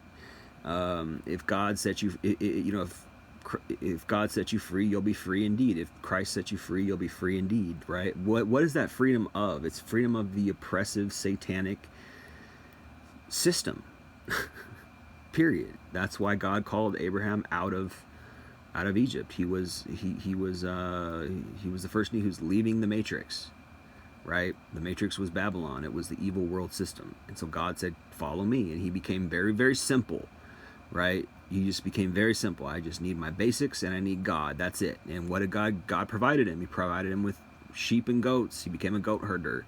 And he wasn't reliant on the Babylonian system. Why is so much chaos out here? Because everybody's reliant on the Babylonian system. They're reliant on the money that has the Illuminati symbol on it, that has the all-seeing eye, meaning this is who controls you. In God we trust. Well, what God? Your God, Satan, right? That's what's on the dollar bill. The pyramid. And what is the pyramid? It's the ancient Egypt pyramid. Who's the ancient Egypt ruler? Pharaoh. What does Pharaoh represent? Satan. So who's on your dollar? Satan. Who's the all-seeing eye? Satan. It's all related. Freemasonry, the deep state, Zionism, Catholic Church, the royal family. These are all the cabal, right? They're the cabal of evil, and they're the people who run the world, and they've run the world since Christ's time. And they go back all the way to the city of Cain. And who was Cain? He's the one who slew Abel. He killed his brother, and then he went up and he set up a man system that wasn't ruled by God. What was key characteristic of Eden in the book of Genesis. The key characteristic of Eden in the book of Genesis was God's providership. God was taking care of Adam and Eve, and all they had to do was tend to the garden. That's what the Bible says. All they had to do was tend to the garden, meaning they just had to keep it. It's just like you have a home, everything's provided for you, and all you got to do is clean it and keep it, keep the uptake. That's it. That's all they had to do. And God was providing everything else. But when they disobeyed, they had to leave. And so then the result of that was Babylon, because the city of Cain became Babylon, right? And that's the ultimate pinnacle of man without God, man's rulership over other men. Okay, and that's what we're seeing today, and it culminated in Babylon. It had all its, Mesopotamia, Greece, eventually Rome was the pinnacle, and we're still living in Rome today. Like, America is Rome, right? It's still based on those. It's a mixture of, I think, Greek politics and Roman military or something like that. Roman and Greek politics mixed, and you could argue and say, democracy, you could maybe say it's a French thing or whatever, but at any rate, it's Rome, right? The point is it's man's rulership over man. And yes, they took things from the Bible to make our laws, and that's why our country is even as good as it is, because a lot of our laws are based on the Bible, and that's good. And our Constitution is really good, thankfully, even though our forefathers, the founders, George Washington, Thomas Jefferson, whatever, they were Freemasons, right? It's Freemasonry, the Illuminati, basically. Freemasons are the Illuminati, and it's mixed with Zionism and Khazarism and the Rothschilds. It's all that. It's a mix of all that. And then you got these secret families who are behind it all, and they're all in Switzerland. The Illuminati's in Switzerland, and anyway, sure, that's all true. But the point is who's behind all of it? Satan, right? And that's what God wants to call us all out of, is that system. Not necessarily physically, because we still got to live, because we can't just all go off into the woods and herd goats. But that's what Abraham did, right? So God called him out. But it's symbolic. It's analogous. It's metaphorical, right? What is leaving Egypt? It's not being inured to the world. INUERD, or is it ENURD? ENURED, I think is what it is. But when you're reliant on the system to take, and it's all replacements. That's all it is. It's like sports, music. It's all replacement for your relationship with God. God wants to be our everything. God wants to be our entertainment. He wants to be our love. He wants to have a relationship with us. But Satan came in and made all these counterfeits. Like, why do we spend 5 hours a day watching sports? Why are we listening to music, to help us emotionally? It's because we're replacing our connection with God, our spiritual connection with God, with something that's not spiritual. And that's what Satan did. It's all replacements. And even you can look at porn. Porn is a replacement of a wife, right? The state is a replacement of the man, right? The welfare is a replacement of a man. Single moms, they don't even think they need a man anymore. They just get pregnant and live off of the state or whatever, which is wrong. I'm for social safety nets, but that's wrong. It's immoral. So there's all these replacements, and the world, Satan loves it because he hates God. He doesn't want us to have a relationship with God. So he's got all these replacements. Anyway, let's go on. It shouldn't be controversial. The fact that it is controversial, the fact that what Nick is saying is like, that shows us how far we've fallen. Good point. How far from Eden we are. Yeah. It's the biological reality that you live with, that you were born with. Like, you want your wife to be happy. And if she's unhappy, you're unhappy. To a much greater extent than vice versa, right? Yeah. I think men care about their wives being happy much more than wives care about their husbands being happy. He just admitted it. That's terrible, and it shouldn't be vice versa. It shouldn't be much more important. Because what is that? You're throwing men under the bus. So that's why I say Tucker Carlson is purple pilled. That's a blue pill thing to say. It's a terrible thing to say. A woman's happiness means much more. And Nick is he's very political. He gets his point. I like Nick. I really do like Nick, because he gets his point across without being clashy, and that's good, and he just agrees with what people are saying, and he counterpoints it, but he does it in a way where he doesn't come across as super disagreeable, which I like. It's smart.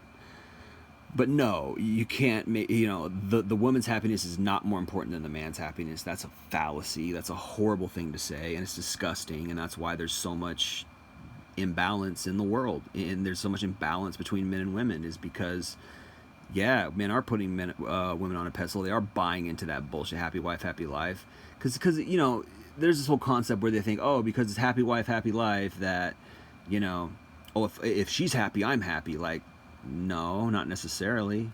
You might put her on a pedestal, and she might just take all the attention, take all the, and then not give you anything in return.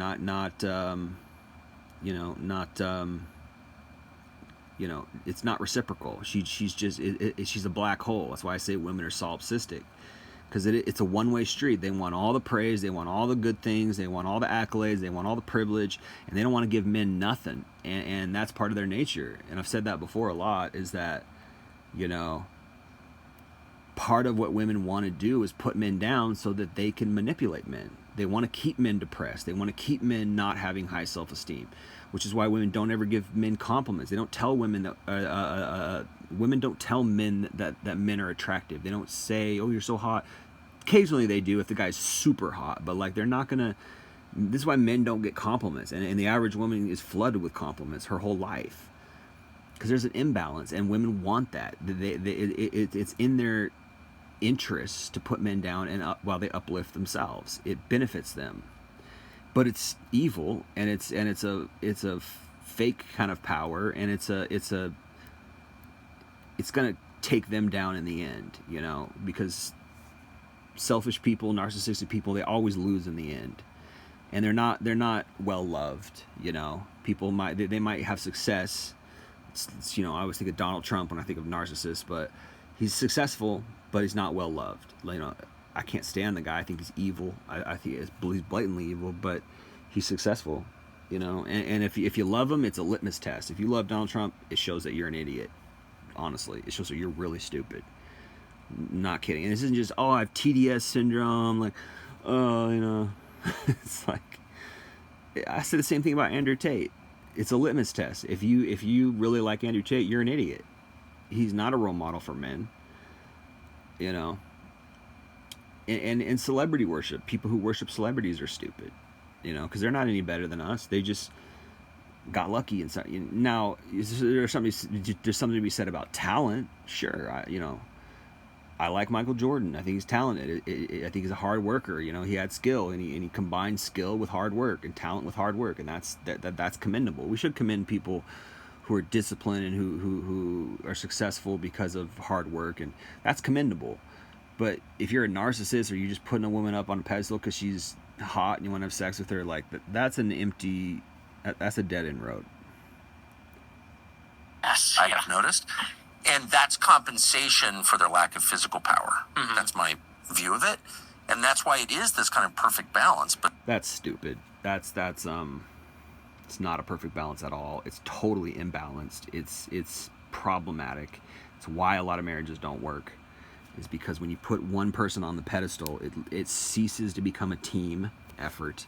So Tucker's saying some really stupid stuff here, some really blue pill stuff. And sometimes it probably works for him because he's a good provider, and his wife's hypergamy is fulfilled. That's probably why it works for him. And she's amiable enough she's smart enough where she's not making it hard on him, because he's bringing in the bacon. He's providing the lifestyle. But it's not about respect. It's not about 50-50. It's not about, 50-50 in the sense that you both are caring about each other. That's what it should be about. It's more, love is more egalitarian than it is. And, yes, it's about function, but if it's only about function, then love doesn't matter. Then the man doesn't matter, right? So he's talking about function. He's saying, well, if you put the woman on a pedestal, the marriage is going to function better. And why? Because you're placating her, because you're making her feel privileged or whatever. It's not an equal relationship. Relationships should be based on equality, equal love, equal support, equal help for each other, but it's not what he's talking about. Somebody needs to be the final decision maker. I completely agree. And when you give up that, when you abrogate that, yeah, I hate all this stuff. I hate all these labels, these rules. It's like, no, it's just about keeping the relationship functioning. It's about love. That's all. That's all. there's no respect, there's unhappiness, and then there's infidelity. Right. Well, that's the... Yeah, and again, what he just said is basically, you could translate it as take away the man's providership, take away his money, and she doesn't respect the man anymore. Well, I don't want nothing to do with that then. Oh, you don't respect me because I don't make enough money? You're a piece of shit human being. All you care about is money. You're materialistic. Why are we acting like that's okay? Why are we acting like that's normal? That's sick. I don't like it. You know, what does that mean? It means your God is money. That means you worship, everything in your life revolves around money, and that's why we have a sick society. That's why we're all screwed up in the head. That's why we're all disjointed, and there's so much horrible shit going on. There's so much evil in the world because you're worshiping money. You're worshiping the wrong thing. Worship God and put love first, and then see how much of a change the whole entire world will have. The ingredient that's missing. The way I would put it very succinctly is, men right now are the responsible party, but have no authority. And that doesn't work. No, it doesn't. You know, if you... I mean, that's a good point, but it's really after the fact. It's talking about the symptoms and not the cause. Again, the cause is that we're worshiping money. We're going away from God. We're degenerate. We're not keeping things simple, right? Which is that you just love your wife and she loves you. You respect each other. There's no one-way street. You know, neither one is putting either one on a pedestal. It's just a mutual agreement to make this thing work based on love. That's it. And we love God and we put God first. That's it. But everything else is just you're dealing with the symptoms, right? You're dealing with the symptoms of the sickness. You are held, if the buck stops with you and you're to blame and you're the responsible one, then you also need to be able to have the final say and call the... Yeah, and that's a good point. However, again, it's a symptom. It's like these drugs that they give out today. A lot of times they just mask the symptoms, or they just deal with the symptoms. They don't deal with the root cause of what's causing the illness, right? And that used to be part of the basis of alternative medicine was, hey, we need to deal with the root cause of this problem. And yet common conventional, or I should say new age modern medicine, just deals with the symptoms, right? That's why we need herbs, and that's why we need to exercise, and that's why we need healing from nature, things like that, because so we can deal with the actual root cause of the sickness. So yeah, if he's the provider, if he's the final say, and so all the burden is placed on him, then he needs to have some kind of respect and blah blah blah. Again, that's just a symptom of the problem. And also, again, I always go back to this, is that women will take advantage of that. They'll take advantage and say, they'll blame the whole thing on the man. So this isn't a solution. Is that, oh, we need to give men more power and they need to have that respect back. It's not a solution, because she can easily just put all the blame on him. Oh, well, the marriage didn't work out because he's supposed to be the provider and he's supposed to have the final say, and he made a mistake and he made the wrong decision. So therefore, you know, it's his fault. It's like, that's why I like the mutuality concept, because it's like it's a team. Everybody brings something to the table, and if the team fails, then somebody broke down, or something, cog in our wheel didn't work, right? Something. And that's when you have, like, basketball is a good example. When you have 5 people on a team and they're all out there playing, and one of them messes up, all 5, right, are take the L. All 5 take the loss. All 5, are set back based on the actions of one. That's why I like the concept of a team, is because it equalizes burden, and it also equalizes blame. If the man is the leader and he's the guy who has the final say, then he takes all the blame. That's why men have heart attacks at 50, because it's too much stress. So that's part of being a helpmeet, is, hey, you know what? I'm going to pull my fair share. I'm going to do what I got to do. It's not all on the man's shoulder. I'm going to do what I got to do, and I'm not going to try to push my program through, and he shouldn't try to push his program. We should both mutually agree to do what's best for the relationship and for love. I believe that's the best case scenario that will work out. Shots. And one without the other doesn't work. And I think that's really smart and absolutely right. I do think, I just noticed this, that men who stay unmarried for too long become, like, kind of fragile. There's something about the give and take. There's something about living with, in fact, I think it's the key to life, someone you don't fully understand. Now he's getting all abstract, which is actually the opposite is kind of true, because a lot of times when men get marriages, they become weakened. You know, not only are they henpecked by the woman, but they lose their edge. When you're a man and you're single, you got to be on your game. You know, you got to be on point, because, you know, I think a lot of times, and this is a problem that they talk about in the Red Pill, a lot of times when men get married, they sort of lose their purpose, or they lose their drive, you know, because they've already got the woman, so they might as well relax and just, they just go in cruise control. And women do too. That's why a lot of women gain weight when they get married. You know, they go on cruise control. That's why a lot of people, you know, men and women gain weight, you know, because they're not out here trying to impress, so they're not on their game. So I think the opposite is true with that one. I think that's a stupid point that Tucker's trying to make. That broadens you, that keeps you always thinking, that makes you wiser. He's basically saying, I'm a tap dancing monkey because I gotta make I gotta always impress my wife, so it's a good thing, because I'm always on the ball, that I gotta impress my wife all the time. Like, I would run away from that type of relationship. If you're out here happy wife, happy life, it means you're always trying to impress your wife. You know, you're always putting her on a pedestal. You always got to make her happy. You're basically you're a tap dancing monkey. She's your god. She's your tyrant. She's your ruler. You're a court jester, and she's the queen, and you're in there trying to juggle and make her laugh and entertain her, and it's stupid. More patient, more thoughtful, more self-aware, and more flexible. And those are all good qualities.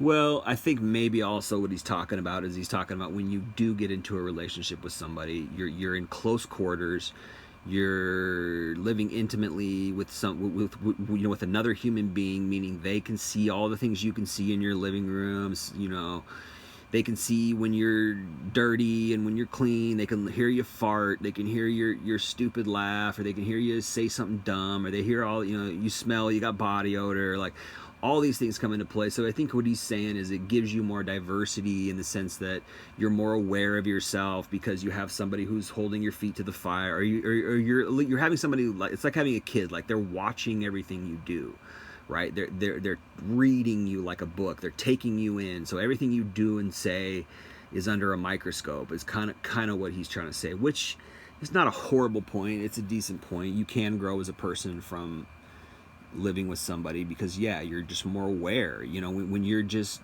vegging out and you got your studio apartment, you're living alone, you're just vegging out. It doesn't matter if you wash the dishes, doesn't matter if you do the laundry or vacuum the carpet or whatever. Like, it doesn't matter if you dust. Like, who gives a shit? You know, because you're just a single dude. Your feet aren't being held to the fire in any way. It makes sense, but that's just a common attack against men, is that we're all, you know, like we're unclean, we're just brutes, and that's why we need a woman, so we can be. It's that blue pill shit. So I think that's where Tucker's coming from, a blue pill point. But it's a decent point insofar as, yes, if you live with somebody, it does keep you on your toes, sure, and you can grow, sure, and you also learn you're forced to learn interpersonal skills. You're forced to learn how to talk with somebody kindly. I think the word is forbearance that I was looking for earlier. Forbearance.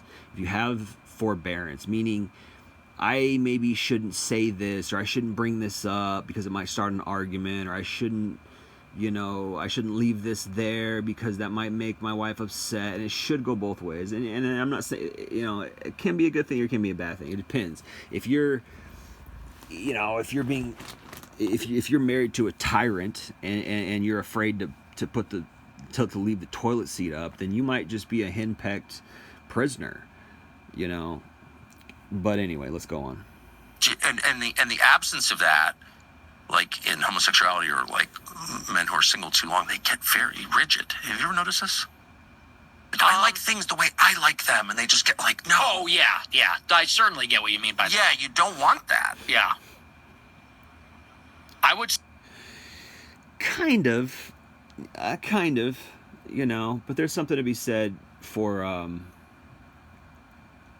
I'll say this, I'll bet you there's a lot of men out there who are like, man, I'm so sick of her changing my living room around. I like it a certain way. I'm so sick of her putting her input in and trying to, you know. And then there's men on the completely opposite spectrum where, like, she totally runs the show. She picks out the color of the drapes. She picks out the paint, you know, what color the walls are painted. She picks out the carpet. She does everything. That's happy wife, happy life simp shit right there. Is he can't even decorate his home, the home that he paid for. It's all decorated in what she wants. I mean, that's a tyrant right there. But I think kind of there's something to be said for having your own place, because you get, you know, that's why a lot of men have their man caves, because they want an area that is not adulterated by the woman. That's not, you know, he wants something of his own. That's why a lot of men have man caves, you know, and that's why, like, a kind of a dream for a lot of men is like to have multiple homes, so you can, you know, so you can have different lifestyles, or you can have, you know, you can be, you know, comfortable in the way that you want. I think there's a solitude in that. I think there's a you know, it's a dream of a lot of men, and I think it's well, because of course our generation can't even afford a home, right? But older generations, they dreamed of having a home that wasn't all about their wife and the wife's decoration and stuff, and I totally understand that. Say that when you say you don't fully understand women, to me, I feel like women are very simple in terms Have of. you ever lived with one? No, I haven't lived with them, but I mean, and don't get me wrong, maybe it's difficult, but I feel like they're pretty simple. We're all pretty simple. I mean, Yeah, Nick is correct. Women are simple. They're not hard to figure out unless you're just a fool. But yeah, if you're a blue-pilled simp and you're happy wife, happy life, then you're probably just confused by women. But no, they're not. It's pretty easy to figure a woman out. They had this movie, actually Mel Gibson was in this movie of all people. It's called What Women Want, and he, like, something happened to him where he was able to read women's minds and stuff. And it's the whole, like, why are women so mysterious? And it's like, they're not mysterious. They're subtle. They're subtle on purpose. They pretend like they're more mysterious than they really are. It's not hard to figure out what women want. They tell us what they want. We don't want no broke man. We want a tall man. We want this, and they want total control. They want subservience from men. That's what feminism is. It's a gender supremacy cult. Not to say that women don't want love from a man. Sure, they want that love and romance, but it's all twisted. It's all about them. It's solipsistic. Like, Nick is totally correct. Women are not that complicated, honestly. A lot, you know, you might say, oh, you make all these videos, you spend hours making these videos, like, you know, of course women are complicated. It's like, no, I do all this because there's a lot to talk about in this evil system, in this evil world. And yeah, we could talk about the things women do, but the basic concept of what women want is not hard. They want money, they want a man, they want the man to give them money, they want to have power in the relationship, they want to hijack the power dynamic, they want to worship, they want to be put on a pedestal, they want men to make them feel special, they want a man to be her emotional regulator and all this bullshit. And this is why we say no to all that, because we know what women want. That's why we became Red Pill. We know how bullshitty they are, and it's not about what women want. It's about what's the best thing for everybody.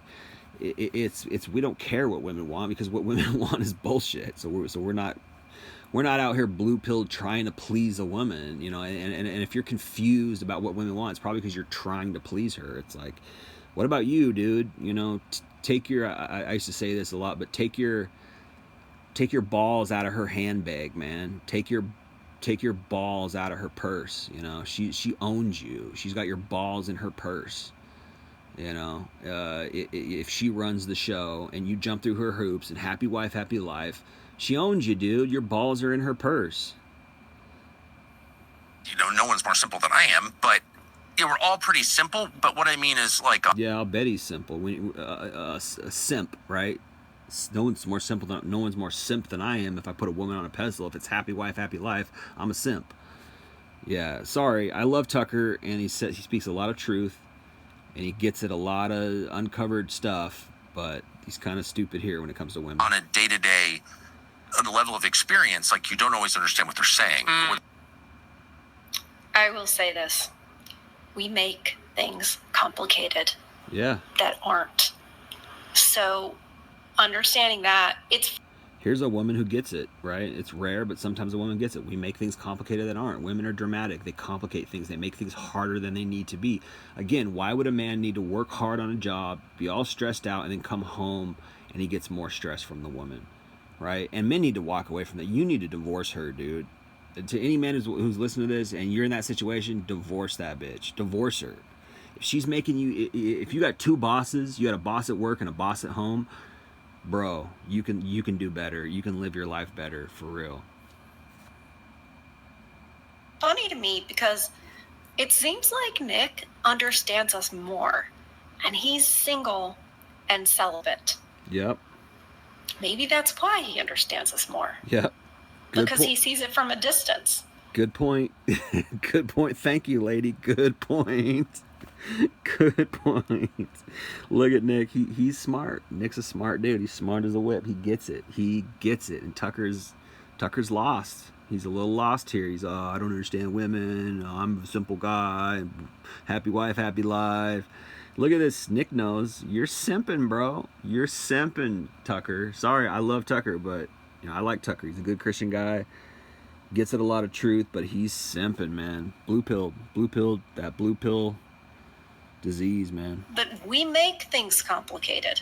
We're actually not complicated. Yeah. Once you can just observe us, not get sucked into the complicated drama that we blow up. Yeah. Then we actually are pretty simple. Yeah. Yep. If we're like upset, give us food. Yeah, and what's funny too is like a lot of the reasons I think a lot of the reasons why women are more dramatic and they make things more complicated is because they're trying to deflect away from how simple they actually are. They're trying to deflect away from the fact that they just want to do with money. They just want a guy to protect and provide for them, and they just want to they don't like that. They don't like that men are figuring them out. So they want to make things more complicated. A woman's best way to succeed and to keep her privilege going is to be complicated, is to be subtle, to be shrewd and clever and try to be mysterious so guys can't figure them out. But women are actually very simple. They just want a guy with money. They want a tall guy. It's looks, money, status, LMS. That's it. Looks, money, status. That's all women want, and it's sad. It's sick. That's why I say it's true when Coach Greg Adams says men are in love, women are in business. A woman is trying to exchange and barter with her sexuality, using intimacy to gain a man's money, to gain a man's lifestyle, and then they'll say, "Oh, I love a man" or whatever, but take away his money, would you still love him, right? Women are simple. It's just that they make themselves more complicated. They create a ton of problems so that they can get men to jump through their hoops. It's about control. It's manipulation. They're trying to manipulate the man. Oh, the guy's like, oh, I got to make her happy. Oh, I gotta happy wife, happy life. So she's got to make things complicated. So he continues to be that dancing monkey and serves her interests, serves her whims. That's why women do it, right? If you really, really are attractive to a woman, she'll simp for you. If a woman is really into you, she'll simp for you. She'll buy your dinner.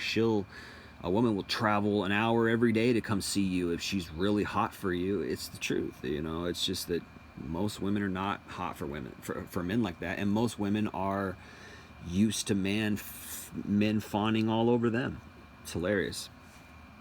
I mean, and we also, I think, we do better with an authority figure, but it's difficult. Yeah, because you're childish. Because women are childish. I'm about to end this, but I'm going to hear her out. I'm going to let her finish her point. But yeah, women are grown children. That's why they need an authority figure, because they're grown ass children. They can't take accountability for their own actions. Autonomy. You can't have autonomy without accountability. You need responsibility of your actions, and women are not. So that's why they do well with an authority figure, which is retarded, and I don't want anything to do with that. But anyway, difficult for you guys to be our authority figure, because you're not allowed to yell at us. You're not allowed to put us in our place, etc., because we are programmed to say that's abuse. Yep. Yeah. So, but it's my thinking that it's what we actually need, and it actually makes us happier.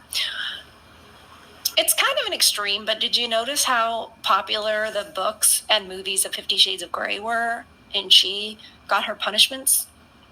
That might be an extreme example, but there's something about it Yeah. Something about that authority that women actually find attractive. Yeah.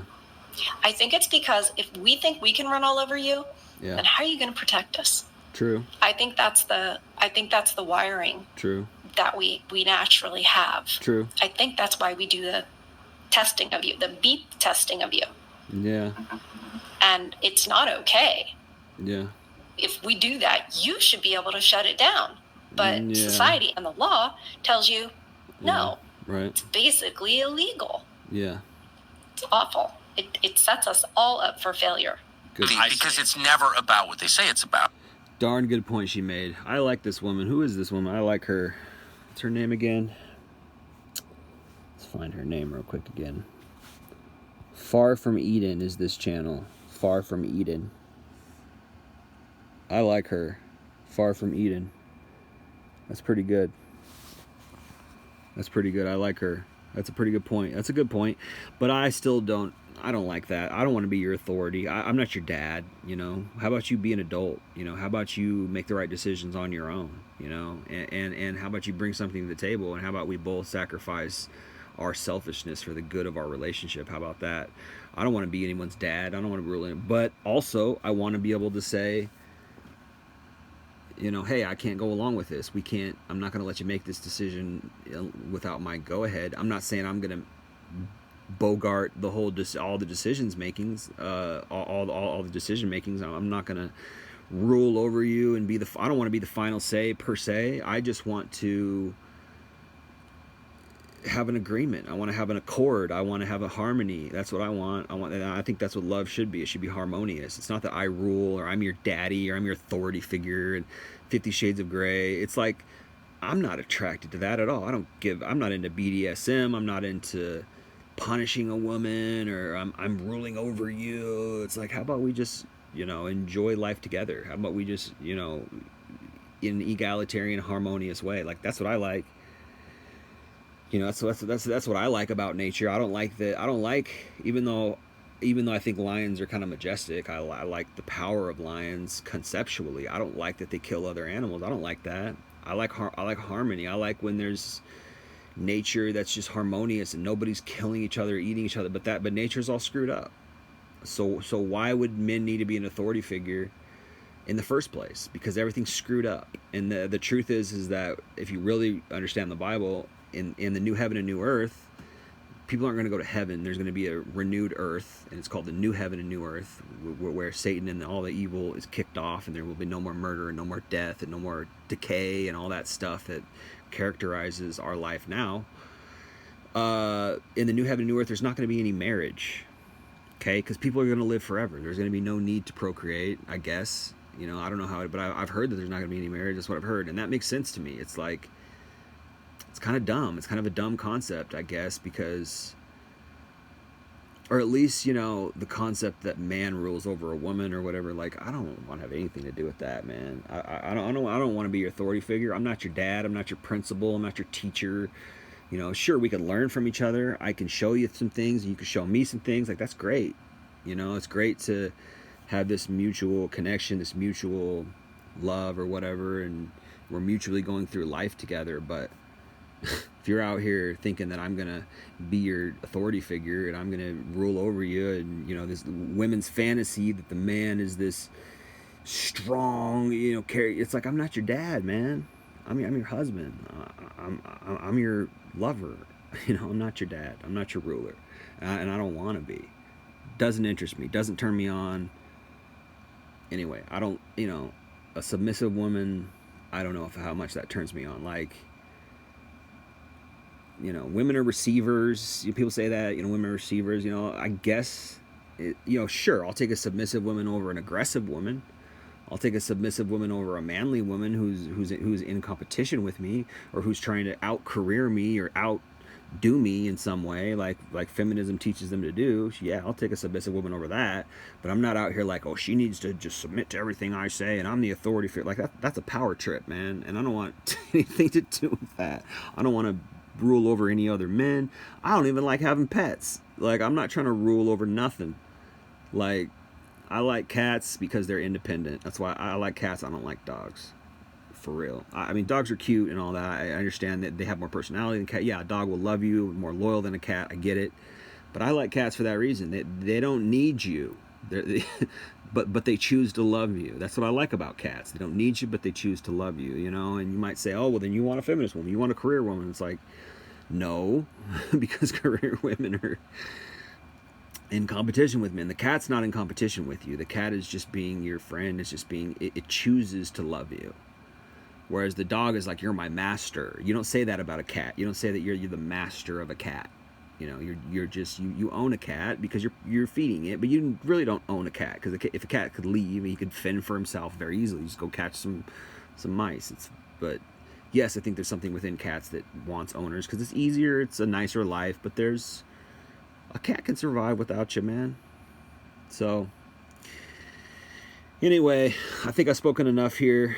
I appreciate you guys listening. It's a lot to think about, a lot to digest and take in, but yeah, we're still living in a blue pill world a lot, and we're living in a messed up world, and sure, things are changing. People, you know, I like this woman. She's making some really good points.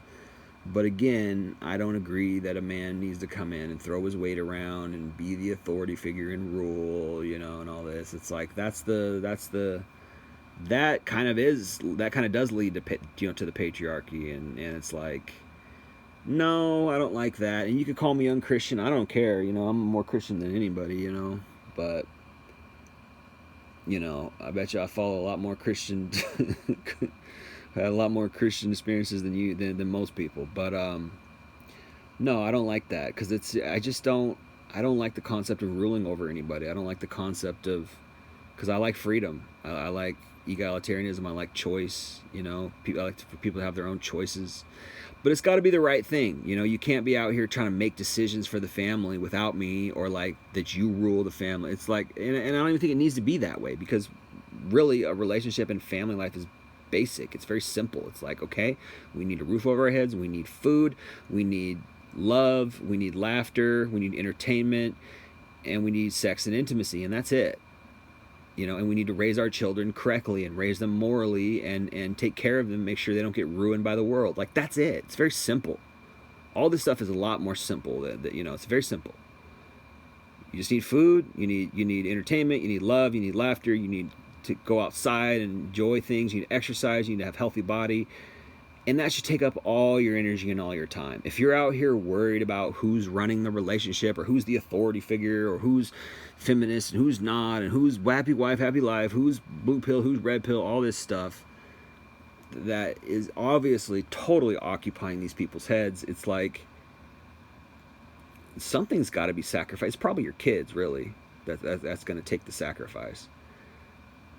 How many parents are really spending a lot of time with their children? How many parents are really loving and enjoying their children? Or they're just consumed with their careers, or they're consumed with their depression, or they're consumed with their TV shows, or they're consumed with their stupid friends and trying to keep up appearances with their dumb friends who are out there partying and living degenerate lifestyles, and they're not living a degenerate lifestyle, but they're influenced by their friends, and it's just all this dumb extra shit that doesn't need to be that way. It's like, no, your family is your friend. Your family takes care of your social needs. You know, your husband and your wife is where you get the intimacy, where you get the love, where you get the,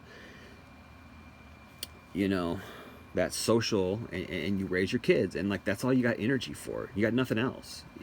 With paying bills, raising good kids, loving your husband and your wife, loving each other, you don't have time for anything else.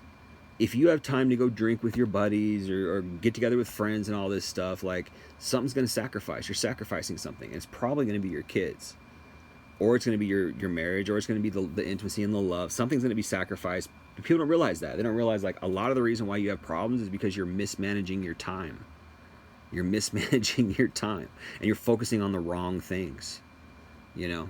But anyway, I can't be everyone's counselor. I can't be out here fixing everybody's problems. I'm just talking generals. I'm talking about, these are all general things where people make mistakes, and where it's stupid, and it's satanic, and it's like, put the correct things first. Put God first. Take care of the basics. Keep your body healthy, and then everything else follows, such as caring for your mental health. You should laugh a lot. You should have comedy in your life. You should have joy. You should have hobbies. You should have experiences. We don't necessarily need friends. You know, your family is your friends, you know, and it's not to say that we can't have a friend group or a social circle outside of our marriage and our family life, but I'm just saying, like, that should be far down the list. But people prioritize the wrong things. Anyways, I'm going to leave it there. Appreciate you listening. It's been Jay Lee, Northwest Podcast. Peace.